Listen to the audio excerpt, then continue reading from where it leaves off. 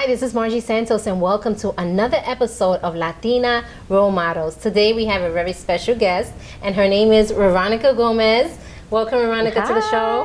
Thank you for having me. Yes, and she's also known as Margie, and we'll talk more about that. But thank you for coming to the show. We're so honored for you to be here. I'm happy to be here. Yes, I have been following her, on social media. She's doing so many things and wears so many hats. So we just want to talk a little bit about you. We want to know who's Veronica Gomez. Where did you come from? Where were you born? Tell us a little bit more about your background. Okay, so I am a mother of two. I like to throw that out there. Mm-hmm. But I am from Buffalo, New York. Okay. So I'm from up north. I'm a New Yorker. Hey, New York. I am Puerto Rican. Yes. But I'm more of a New Yorican, we should say, because I don't speak a lot of Spanish, but I try. Okay. But I'm a singer, songwriter. I just like to do a lot. I'm a very down to earth, laid back, free spirited person. So were you always born? Were you always in Florida or? No, I when moved did you get to here? Florida, I believe 13 or 14 years ago. Okay. So I guess I'm a Floridian now, but I don't like to claim it. Well, I've been here 2 years. I'm still trying to get used to it. It's a whole different environment from New York. Yes, it's not as busy. Yes. It's so quiet. But so now if they paid you, would you go back? I would. Really? Because Yes. I always get the, no, they can't pay me enough. I won't. You know, it's so crazy because I ask myself that so many times. And I'm like, you know what? Would I go back home? I would, because really? That's interesting. I like fast pace. Okay. And sometimes I miss the seasons. Okay. And I love it down here, but at the same time, I know that I'm go. So I know that I need to be in an environment that's more go. All right. Yeah, no, there's something different that we've gotten here. But that's so amazing. So, Margie, we know that you are a Christian. Yes. We know that you love the Lord. Tell us more about your relationship with the Lord. Were you always a Christian? Did you grow up in the church? Tell us more. Okay, so I've been in and out of church since I was a kid. I would go to every single church with my cousins, with my friends. And when we're young, we're learning, but we don't grasp it and we don't know. We just know that we're there. I think it wasn't until maybe 2016 that I actually experienced God for myself. Okay. Because you had that connection with the Lord. Because I wasn't I was debating, I was in question, I was, it's, everybody says this, but it wasn't until I experienced it that I finally said, okay, I need to, okay. Okay, so this is real. It was like an encounter. Yes, that you had with the Lord. Him. Wow, that's amazing. And that was 2016? About 2016, yes. Okay, perfect. And how has your life changed ever since that? I don't even know how to explain it. I feel like ever since I finally said, you know what, I need to do this. I'm gonna be at the right path. I'm gonna trust Him. I'm gonna follow Him. I'm gonna be obedient. My life has just changed drastically, but in a good way, like peaceful way. I don't know how to explain it, but I know there's a glow on me. Yes, like there's there a light definitely in is. me. You can see it. Yes. Like there's a light in me. You feel it. You feel the peace, and you feel like you feel different. You feel you feel alive almost. Like nobody can stop you. Yes, and I like this road more with the Lord because not only because of our salvation, but when we're back in the world, when we going through situation and trials, we don't have the Lord, it makes it so much difficult. Yes. And we're depending on ourselves and we're depending on others. And now with the road with the Lord, we depend on God.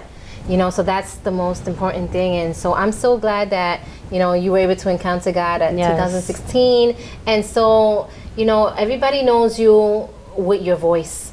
She has an amazing voice. She's a gospel artist, singer. Yes. Tell me, did you always sing as a child?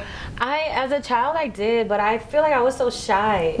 So I didn't really sing. It was rare for me to sing out loud to people, so I would just sing in my room with the cassette. Okay. Cassettes, wow. The cassette, I would put it in and sing, and I was just shy. I never really opened up my voice, ever. I was just shy. I didn't want people to hear me. So when did it come into play as an adult? Here in Florida, I actually try to, get out there a lot. I try to get with different people, and it just never worked out. And finally, I just said, you know what? I'm gonna do this for me. I'm gonna let go and I'm gonna let God just do it. And ever since that, it's just been like never ending. Wow. So like, do you nonstop. also sing like in your church or? I do praise and worship with my church. Oh, perfect. When I'm there, I do I do the praise and worship. It's at the Word Is Out International Ministries. It's in Orange City. Okay. But I do praise and worship. Oh, that's amazing. Yes. Wow, I tell Nice you, church. she does so many things. And when I initially met you, you were behind the camera. Yes. She also does photography, guys. So tell us more about that. I like to take pictures. It's something that my mom, I give all credit to my mother for this because my mom has time to take a picture, like since we were kids. Yes. And it's something that, you know, we all do. My sisters and I, we just love to take pictures. So I invested in a camera. And ever since I invested, I just started taking pictures, and I called it Anointed Visions. Yeah, because you didn't go to school or anything for that. No, so I call it YouTube, YouTube self-taught, Holy Spirit self-taught, yes. Amazing. And it's like He gives me the vision because before, you know, it's just you just snap and go, but now it's like you just sit there and you center and you wait for that right moment. I love it. Yeah, no, you definitely have to have that talent for that. You have to have an eye for it. If I go buy a camera now and take pictures, it's not gonna it's not gonna happen because that's not the vision He gave me. That's not. We definitely got to walk in our own visions, you know. And so you're very talented. I've seen the pictures. Thank you. And now you do weddings and weddings. I love to do candid. Those are I like to catch like moments. Okay. So like if you're in the middle of something, I like to just snap it so you have that memory. Yes. That's my favorite. But I do weddings. Graduations, anything really. Okay, awesome. And then I also saw that you're a songwriter.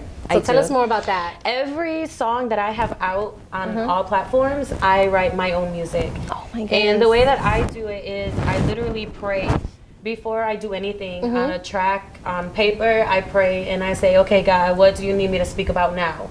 What does the world need to hear? Yes. And that's how I write my music. Wow, that's amazing. So you write your own music. Now, do you do that as a service for others or not yet? I will when the time comes. Whenever somebody says, hey, you know, I need help. Can you help me?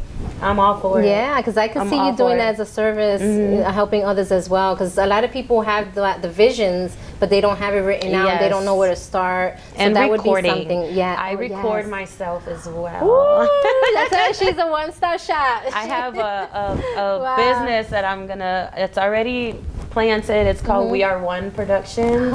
WR1. I'm gonna have the radio and everything, and it's pretty much offering that all kinds of so the services. recording, the songwriting, everything. Yes. Oh, this is where you had to go, guys. So tell everybody where they can contact you. I am on Instagram under I_AMMOYI, and on Facebook MOYI. Pretty much all platforms with MOYI. Okay, and it's under Moyi. Under Margie, yes. Yes, Moji. Yeah, Margie. Okay, but tell us more, just a little, how did you get that name? How that came about? So that nickname I hated growing up. It was given to me as a child. Okay. My mom and my dad, when I was born, they named it. It's Mojeta, Morenita, you know, because I am a darker Puerto Rican, but it was a nickname given to me, and I didn't like it growing up. I hated when people called me it, and my dad passed in 2020, so I told myself, because I was going to use Veronica as everything, and in 2020, I said, you know what, let me just go ahead and honor that name and embrace the name. And love the name, because that was an insecurity I had to break within myself. So to honor my dad. Oh, that's such an amazing story. I always wondered, where did you get that? So now to honor your dad, that's amazing. Wow. Well, thank you so much, Veronica, for being on the show. Thank you, Moyi. Yes. And everybody, you already know where to go. She's set her information. Contact her if you need. If you need songwriting, you need photography. Yes, she's a one-stop shop and wears many hats. So thank you so much again. Thank you for having me. Thank you so much. So thank you for joining another episode of Latina Role Models.